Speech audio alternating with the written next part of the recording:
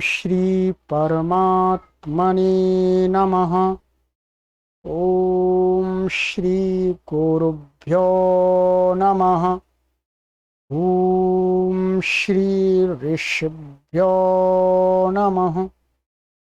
ओम सहना भवतु सहनौ भुनक्तु सह वीर्यं करवावहै तेजस्विनावधीतमस्तु मा विद्विषावहै। ओम शांति शांति शांति। सर्वेभ्यो नमः। देववाणी संस्कृतं यूट्यूब चलदृश्यं प्रति भवतां भवतीनां च हार्दं स्वागतम्। मित्रों, प्रारंभिक रचनानुवाद कौमुदी न्यू कोर्स कक्षा संख्या 65 165वीं कक्षा को आज पढ़ेंगे। अब ये कोर्स समापन की तरफ जा रहा है। जैसा कि आप सभी जानते हैं, आप सभी निरंतर परीक्षा की तैयारी करते रहिएगा। परीक्षा हो जाएगी 2-3 कक्षा के बाद में आपकी। और कोई भी हमारे जो नए पाठक हैं तो शून्य स्तर से, 0 लेवल से शुद्ध संस्कृत का संभाषण और लेखन और पढ़ करके समझना सीखना चाहते हैं, अपने घर पर ही बैठे बैठे जब चाहे तब ऑनलाइन निःशुल्क, उन सभी पाठकों का स्वागत है इस कोर्स में। प्लेलिस्ट में कॉलम बना दिया गया है, प्रारंभिक रचनानुवाद कौमुदी न्यू कोर्स जरूर लिखा देखें। उस पर क्लिक करें, सभी कक्षाओं को आरंभ से क्रमानुसार पढ़ें, तभी आपको सब कुछ सीखने को मिलेगा इसमें। ठीक है। यदि कोई कठिनाई होती है, कोई चीज समझ में नहीं आती, कोई विषय समझ में नहीं आता, कोई शंका है, कोई प्रश्न है, अथवा आपको कोर्स सर्च करने में कोई परेशानी आ रही है, तो आप सभी पाठकों के लिए इन नंबरों पर निःशुल्क सेवा दी जाती है। आप इस पर निःशुल्क सेवा हमसे प्राप्त कर सकते हैं, जानकारी प्राप्त कर सकते हैं। व्हाट्सएप नंबर पर ही संपर्क करें, कॉल कोई ना करें। चलिएगा मित्रों, तो समास हम पढ़ रहे थे। समासों की कुछ कक्षाएं मैंने आपको पढ़ा दी हैं और इसके अंदर हमने अभी तक आपको सामान्य रूप से 3 समास पढ़ा दिए हैं। केवल समासः, अव्ययी भावः, तत्पुरुषः। ये हमें जितने पढ़ाने थे उतना पढ़ा दिया आपको। ठीक है। अब चौथे नंबर का जो समास था वो है बहुव्रीहि। आज की कक्षा में इसे पढ़ना आरंभ करते हैं, जितना हो सकेगा उतना पढ़ लेते हैं। ठीक है। तो बहुव्रीहि समास ये भी एक बहुत प्रसिद्ध समास है। संस्कृत भाषा में, साहित्य में, जो संस्कृत साहित्य है, वेद आदि उपनिषद आदि ग्रंथ हैं अथवा अन्य लौकिक साहित्य है, उसमें इसका भरपूर प्रयोग होता है। इसलिए इस समास को भी हमें जानना चाहिए कि ये समास होता क्या है। इस समास में शब्दों का अर्थ किस प्रकार से प्रतीत होता है, हमें ज्ञात होता है। चलिएगा, कॉपी को तैयार कर लीजिएगा, पेन हाथ में ले लीजिए।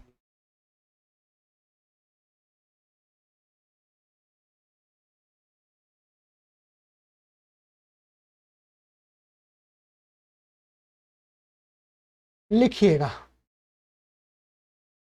चौथा है ये आपका बाहुव्रीहि समासः।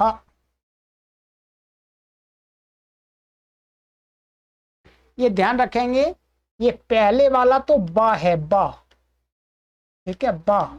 और ये व्री ये वा है। दोनों में अंतर करना सीखेंगे। बाहुव्रीहि है, बाहुव्रीहि नहीं, बाहुव्रीहि समासः। चलिएगा, इसकी संस्कृत की परिभाषा लिख लीजिएगा कोष्ठक में। अन्य पदार्थ प्रधानः बाहुव्रीहि।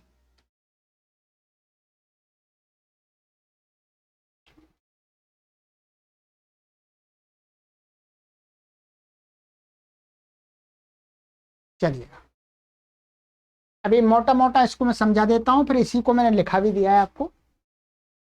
इसका देखिए, अन्य पदार्थ प्रधान बहुव्रीहि, जिस समस्त पद के द्वारा उस समस्त जो समास किया हुआ जो कई पद हैं इकट्ठे, उसके अंदर जो शब्द हैं, उसके अंदर शब्द हैं, उनका अपना अर्थ होगा, अर्थ होता है। जब उन शब्दों का हम बहुव्रीहि समास करते हैं तो प्रायः करके, 100% नहीं, प्रायः करके 99% है, 99%, 99% क्या होता है, जिन शब्दों का हम समास करते हैं उन शब्दों का अर्थ, उन शब्दों का अर्थ, सभी शब्दों का अर्थ गौण हो जाता है, अप्रधान हो जाता है, और किसी अन्य अर्थ की प्रधानता वहां पर प्रकट होने लगती है। ये विशेषता है। ऐसे समास को बहुव्रीहि समास कहते हैं। और ये बात आपको कि जब दो या दो से अधिक शब्द अपने अर्थ को छोड़ करके किसी अन्य अर्थ को कहने लगते हैं, कैसे कहने लगते हैं, ऐसे बहुत सारे शब्द हम प्रयोग करते हैं, हिंदी में भी करते हैं। आगे देखेंगे, परिभाषा लिखिएगा हिंदी में। जिस समास में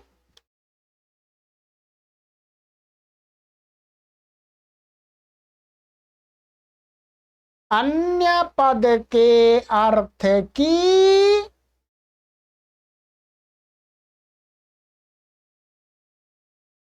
प्रधानता होती है, कामा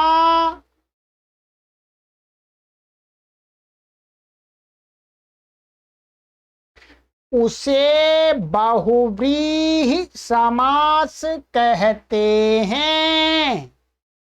विराम।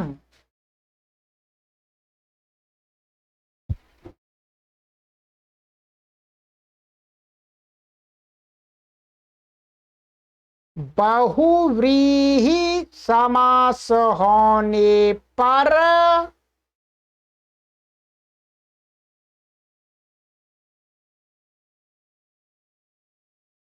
समास युक्त पद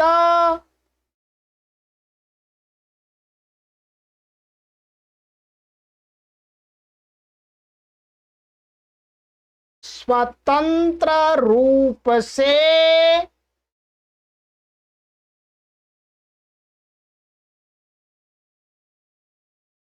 अपना अर्थ नहीं बताते।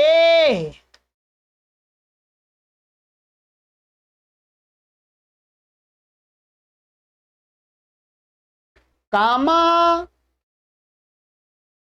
अपितु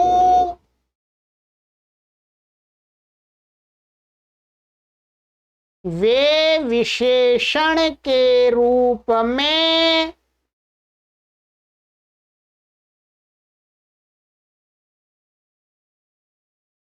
कार्य करते हैं।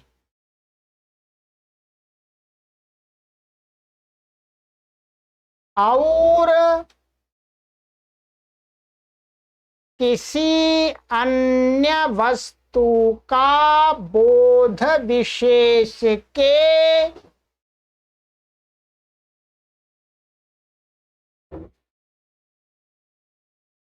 रूप में कराते हैं। विराम।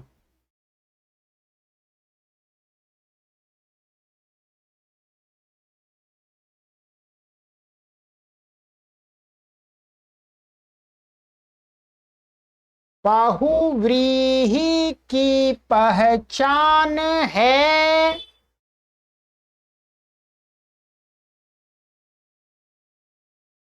कि जहां अर्थ करने पर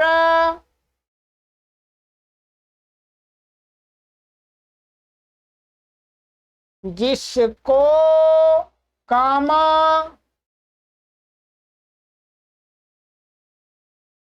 जिसने कामा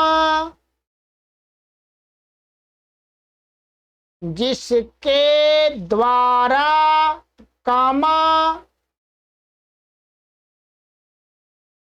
जिसके लिए कामा जिससे कामा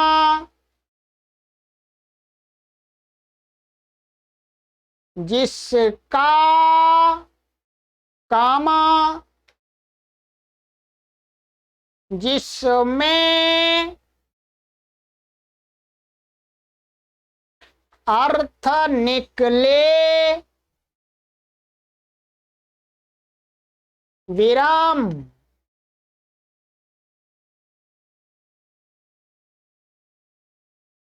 चलिएगा, इतना समझ लीजिएगा, फिर आगे बात करते हैं। क्या कह रहे हैं यहाँ पर हमारे संस्कृत के जो आचार्यों ने परिभाषा बताई है कि जिस समास में अन्य पद के अर्थ की प्रधानता हो। अन्य पद माने जिन शब्दों का पद का अर्थ शब्द होता है, पहले बता दिया था मैंने। जिन शब्दों का हम समास करते हैं तो उनसे भिन्न किसी अन्य शब्द के अर्थ को बताते हैं वो शब्द, ठीक है, होती है, उसे बहुब्रीहि समास कहते हैं। बहुब्रीहि समास होने पर जो समास युक्त पद माने समास किए हुए जो शब्द हैं वो स्वतंत्र रूप से अपना अर्थ नहीं बताते। उनका अर्थ क्या हो जाता है? गौण हो जाता है। क्या हो जाता है? गौण हो जाता है, अप्रधान हो जाता है। अपितु क्या है? वे विशेषण के रूप में कार्य करते हैं। माने अप्रधान रूप से, विशेषण अप्रधान होता है, गौण शब्द अप्रधान होता है, वो विशेषण होता है, तो विशेषण के रूप में कार्य करते हैं वो सारे शब्द। और किसी अन्य वस्तु का बोध विशेष के रूप में कराते हैं। माने कोई विशेष दूसरा होता है, उस वो अन्य होता है तीसरा, तीसरा चौथा भी हो सकता है। अर्थात जितने शब्द हैं, दो हैं तो तीसरे का बोध कराएंगे, तीन हैं तो चौथे का बोध कराएंगे, ठीक है। तो माने अन्य किसी जो विशेष है उसका बोध कराते हैं। बहुब्रीहि की पहचान है कि जब हम बहुब्रीहि का विग्रह करें तो विग्रह करते समय हम हिंदी में थोड़ी सी पहचान कर सकते हैं। क्या कर सकते हैं? क्या पहचान है? कि बहुब्रीहि की पहचान है कि जहां अर्थ करने पर हम जब उसका समास का अर्थ करेंगे तो उसमें क्या निकल के आएगा? जिसको, अभी ये समास में आपको समझ में आ जाएगा। जिसको माने जिसने, जिसके द्वारा, जिसके लिए, जिससे, जिसका, जिसमें, ये पीछे अर्थ निकलता है। जिसको दिया उसको, जिसने दिया, जिसके द्वारा दिया गया उसको, इस प्रकार का अर्थ निकलेगा। अभी उदाहरणों में आपको समझ में आएगा, ठीक है। अब ये हो गया। अब है बहुब्रीहि के साधारणतया तीन भेद होते हैं, लिख लीजिएगा एक बार। बहुब्रीहि के भी भेद होते हैं, भेद लिख लीजिएगा पहले। देखिए, बहुब्रीहि के साधारणतया तीन भेद होते हैं।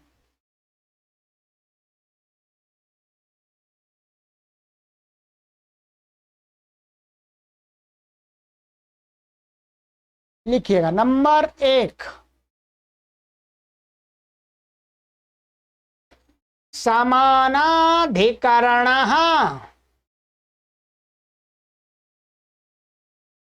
नंबर 2 सहार्थकः। नंबर 3 व्यधिकरणः। इन सब के साथ में पीछे कोष्टक में बहुव्रीहि लगा लीजिएगा, बहुव्रीहि। ठीक है, माने समानाधिकरणः बहुव्रीहि, सहार्थकः बहुव्रीहि, व्यधिकरणः बहुव्रीहि।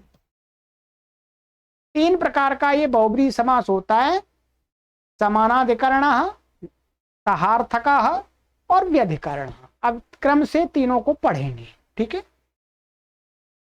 लिखिएगा। पहला लिखिएगा नंबर 1 समानाधिकरण बहुव्रीहि।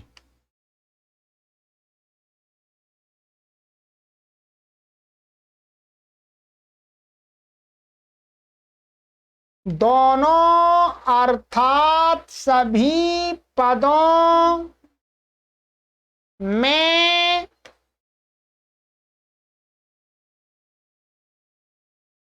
प्रथमा विभक्ति रहती है।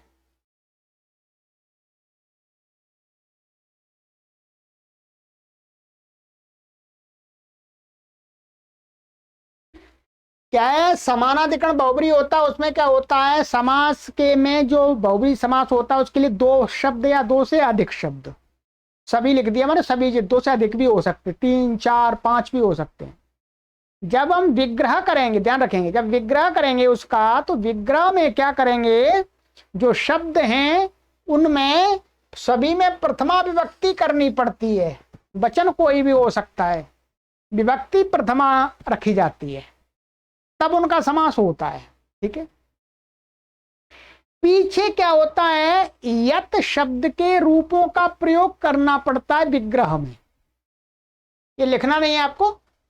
जब विग्रह करते हैं तो क्या है, द्वितीया से लेकर के सप्तमी, माने यत शब्द, जो यत सर्वनाम है, उस यत सर्वनाम के यदि पुल्लिंग को कहना है तो पुल्लिंग के रूपों का प्रयोग करेंगे, द्वितीय विभक्ति, तृतीय, चतुर्थी, पंचमी, षष्ठी, सप्तमी, और वचन तीनों चलेंगे। जिसको कहना है, एक को कहना तो एक वचन, 2 को कहना है 2 वचन, बहुत को कहना, बहुत को कहना बहुवचन। और यदि स्त्रीलिंग है, कोई स्त्रीलिंग को कहना है तो स्त्रीलिंग के रूप चलेंगे यत शब्द के, और नपुंसक लिंग को कहना है तो नपुंसक लिंग के रूप लगाते हैं विग्रह में, समास में नहीं हो, समास में तो हट जाते हैं वो। ठीक है, अब आ जाइएगा उदाहरण, जैसे समझ में आएगा धीरे धीरे। प्राप्तम उदकम यम साह प्राप्तोदकाः। देखिए,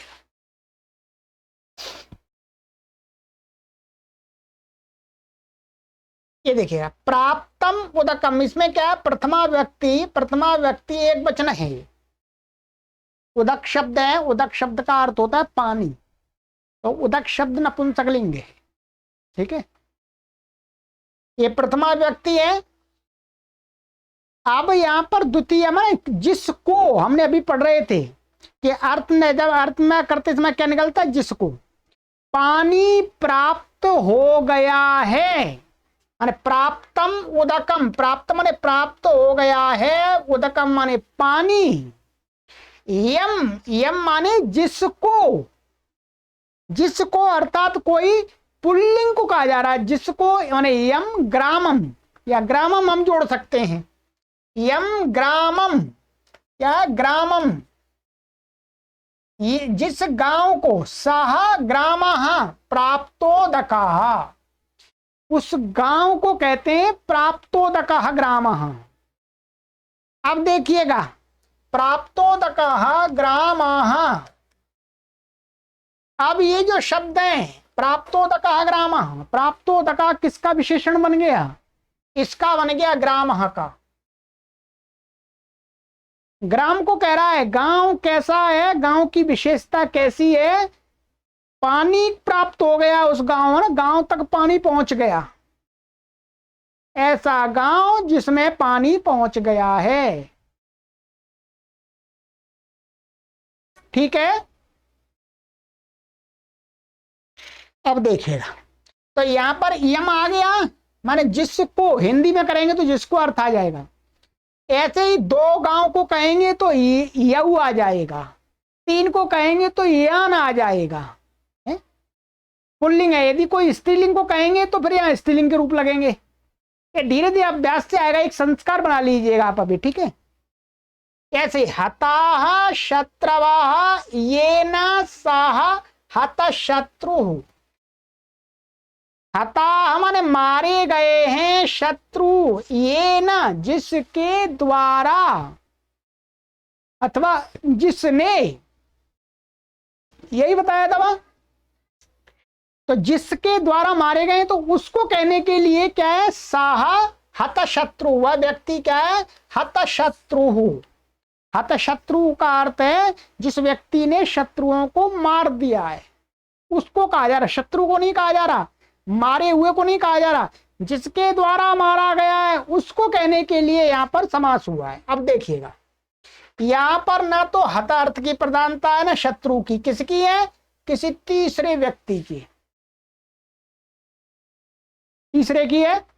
कोई तीसरा, कोई व्यक्ति है जिसने शत्रु को मारा है, शत्रुओं को। और देखिएगा, दत्तम भोजनम यस्मै स दत्त भोजनः। भोजन दिया गया है, भोजन यस्मै माने जिस व्यक्ति के लिए, तो उस व्यक्ति को क्या कहा जाता है, दत्त भोजन, अर्थात जिसको भोजन दे दिया गया है उस व्यक्ति को, मुख्य रूप से भिक्षु को। दत्त भोजका भोजना भिक्षु।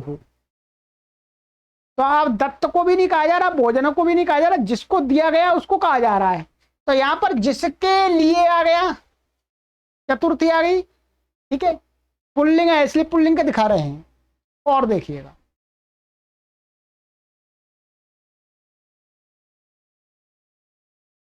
पीतम अपतितम पर्णम यस्मात् सह पतित पर्णः। पत्ता गिर गया है, यस्मात् जिससे, जिससे अर्थ यस्मात् वृक्षात्, वृक्ष आ जाएगा यहां इसका। तो सह वृक्षः पतित पर्णः, पत्ता गिर गए, पत्ता गिर गया है जिस वृक्ष से, वह वृक्ष क्या कहलाता, पतित पर्णः, ठीक है। यहां पर ऐसा भी कर सकते हैं, पतितानि पर्णानि यस्मात्, बहुवचन में भी कर सकते हैं, एक वचन में भी कर सकते हैं, ठीक है। तो यस्मात् जिससे, जिससे अर्थ आ गया। तो जिससे कह रहे हैं उसको कहने के लिए समास हो रहा है, अन्य पदार्थ आ रहा है। ना तो पत्ते को कहा जा रहा है, ना गिरा हुआ को कहा जा रहा है। किसको कहा जा रहा है, जिस पेड़ का पत्ता गिर गया है। पीतम अंबरम यस्य स पीतांबरः। ध्यान दीजिएगा, पीतम माने पीला है कपड़ा, यस्य जिस मनुष्य का, उस मनुष्य को क्या कहते हैं, स पीतांबरः। श्री कृष्ण को बोलते हैं पीतांबरा, पीले कपड़े हैं जिसके। तो जिसके आ गया, जिसके, जिसका। तो पीतांबरा, पीतांबरा कहने से क्या है कि श्री कृष्ण जी का बोध हो रहा है, पीले कपड़ों का बोध नहीं हो रहा। क्या है, पीले कपड़ों का बोध नहीं हो रहा है। वीराः पुरुषाः यस्मिन् ग्रामे सह वीर पुरुषाः। अब ये देखिएगा, वीर पुरुष हैं यस्मिन् ग्रामे, जिस गांव में, वह ग्राम, सामन वह गांव क्या है, वीर पुरुषा कहा जाता है।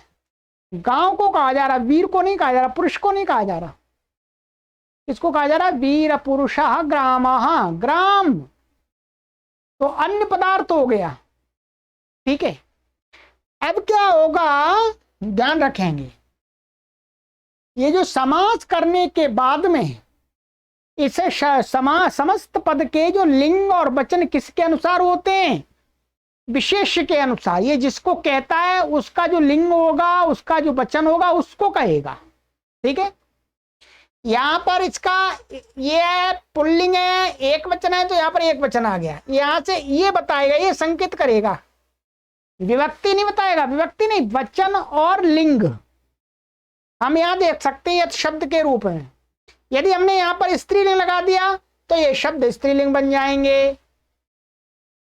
यदि हमने यहां पर नपुंसकलिंग के रूप लगा दिए तो ये नपुंसकलिंग बन जाएंगे। ठीक है,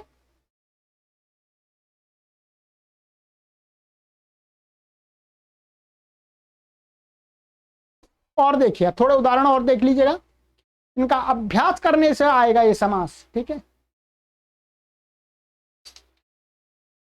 आरूढ़ वानरः यम सह आरूढ़ वानरः वृक्ष, चढ़ गया है बंदर, यम माने जिस वृक्ष को, सह माने वह वृक्ष, आरूढ़ वानरः वृक्ष माने आरूढ़ वानरा वृक्ष माने ऐसा वो वृक्ष कैसा है जिस पर बंदर चढ़ गए हैं, बंदर चढ़ गया है, ऐसा वृक्ष को क्या बोलते हैं, आरूढ़ वानरः। अन्य पदार्थ वृक्ष को कहा जा रहा है।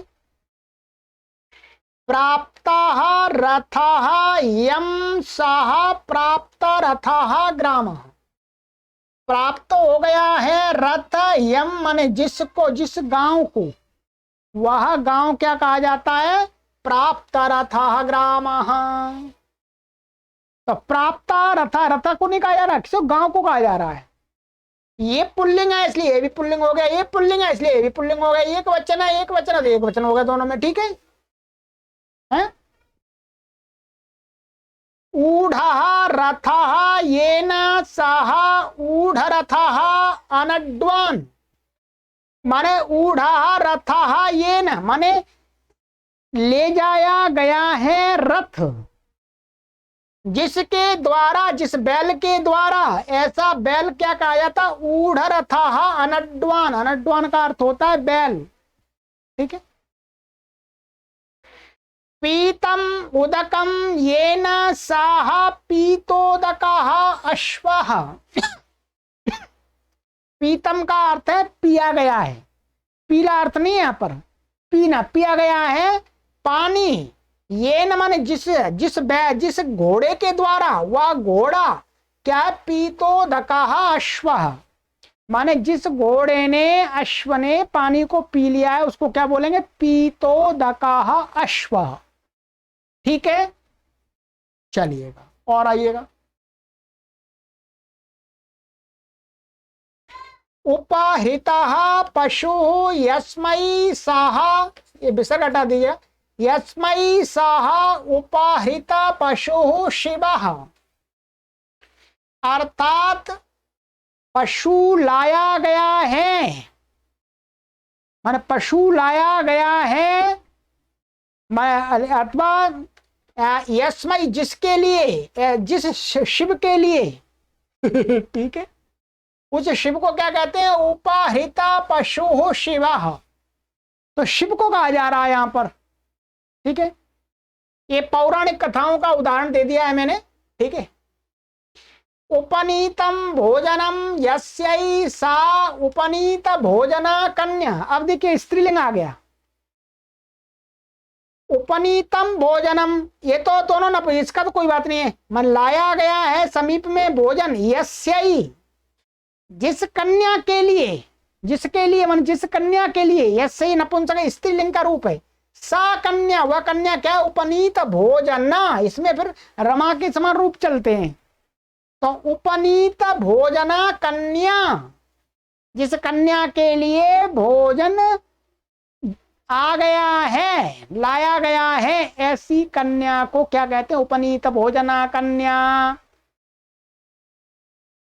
दत्ता विद्या यस्यै सा दत्ता विद्या बालिका, दी गई है विद्या जिस बालिका, यस्यै माने जिस बालिका के लिए, वह सा माने वह बालिका, दत्त विद्या बालिका, उस बालिका को क्या बोलेंगे, दत्त विद्या, अर्थात इसको विद्या दी गई है, तो ये भी रमा के समान हो गया। ठीक है, दत्त विद्या। और यदि यहां पर ऐसा होता, दत्ता विद्या यस्मै, पुल्य किसी पुरुष को, बालक को कहा जाता, बालक है, यस्मै साहा फिर यहाँ सा होता, फिर दत्त विद्या बालक, दत्त विद्या बन जाता, राम के समान चलता। फिर ये ध्यान रखेंगे, दत्ता विद्या यस्मई, आगे आगे यस्मई साहा दत्त विद्या बालक, ये आगे उदाहरण आ ही गया, मेरा ध्यान नहीं गया। विद्या दी गई है यस्मई, माने पुल्लिंग आ गया, जिस बालक को, वह बालक क्या कहलाता, दत्त विद्या बालक।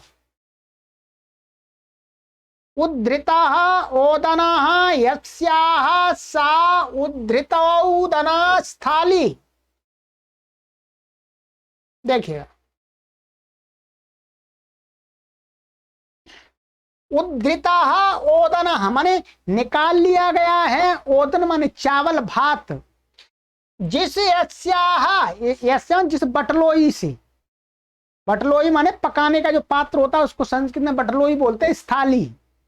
तो वह सा माने वह स्थाली माने बटलोई क्या क्या क्या कही जाती है, उद्धृतौदना स्थाली, अन्य जिससे निकाले उसको उद्धृतौदना स्थाली, स्त्रीलिंग है इसलिए आ हो गया है।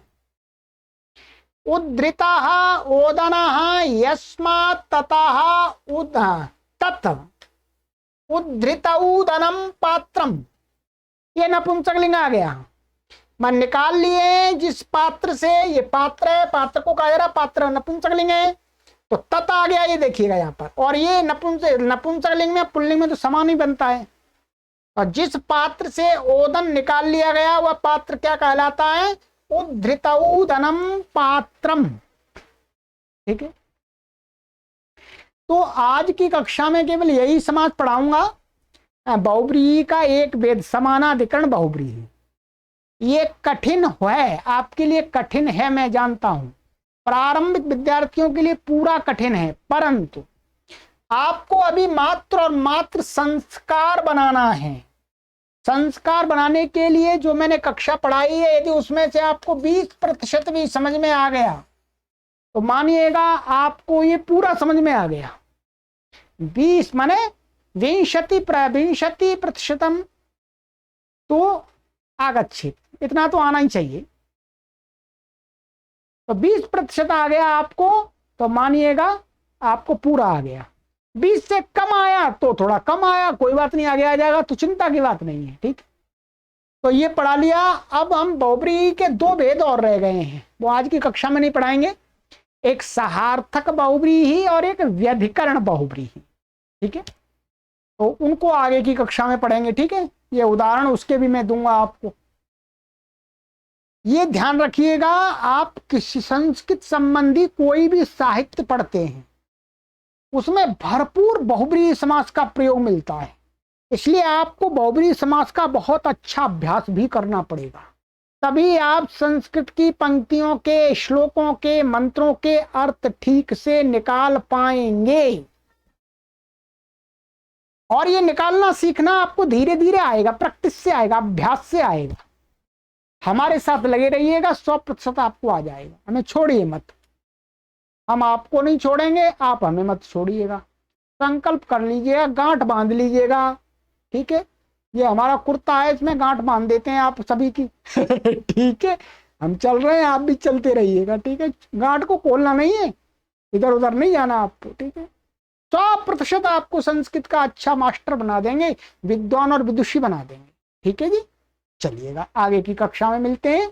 परमात्मा से प्रार्थना करते हैं गांठ पक्की बनी रहे, गुरु और शिष्य की, शिक्षक और विद्यार्थी की। किसके लिए? विद्या प्राप्ति के लिए, विद्या दान के लिए, और कोई उद्देश्य नहीं। चलिए, सर्वेभ्यो नमः।